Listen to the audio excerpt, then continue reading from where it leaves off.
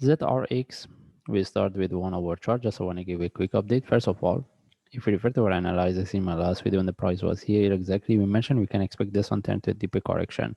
That's why I mentioned with the price can drop. But as we can see, the price move a bit higher, even retest the previous top and the start to drop. Now I want to see what's the next. Okay.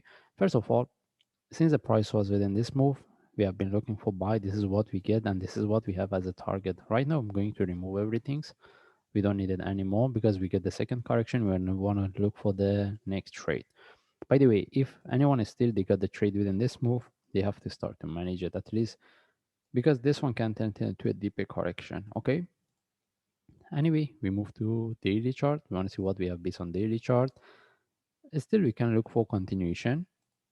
The only thing is we want to see how the price can consolidate here. In this case, we move to lower time frame. We want to see how we can look for trade, and we're looking at this correction. Now we want to see whether this one can turn to flat for continuation or not. How we can look for trade.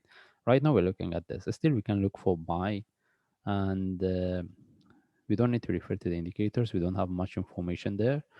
And as I mentioned, as what we expected, the price drop. Okay, now we want to see how we can look at this. From now, I'm putting this one in relative to this. Now the question is whether we can consider it as a 1 to 3 and this is the one is going to retest this low. If we get this one, any reversal, it can confirm the next trade is going to retest the top. But if we refer to the indicators, if we put this one in relative to this, we see what we have.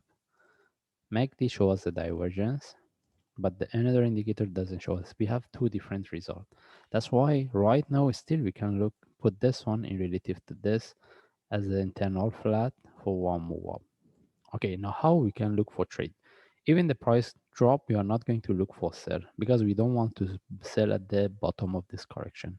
That's why any reversal, either the price reverse from here or even retest this low, the previous low, any reversal, we take the trade for buy. That means any reversal, a sharp move flag, we take the trade, and with the breakout of this top, we start to manage. Okay, as long as the price haven't retested this low, any reversal with the breakout of this top, which is the top, I mean 1.97, we start to manage because as we mentioned, we can look for the flat as 1, 2, 3. Then from there, we see if there is a continuation, we keep. If we see this correcting, we take out the trade because this one can turn to a deeper correction, more complex. But if there is a continuation, the price retest this low. If we get any reversal, we can confirm this is the one is going to break the top, previous top and continue. Okay. Anyway, right now we can look at this. Any reversal with the flag, we can look for trade. And having entry above this is not, we are not going to have entry above the top. The only way if we get a reversal, we want to see whether we can get the trade set up or not. That's why if the price retests the previous low, for example, 1.8, if we get the reversal, we can look for trade. Maybe the price if reverse from here without breaking the previous low, maybe we don't get it.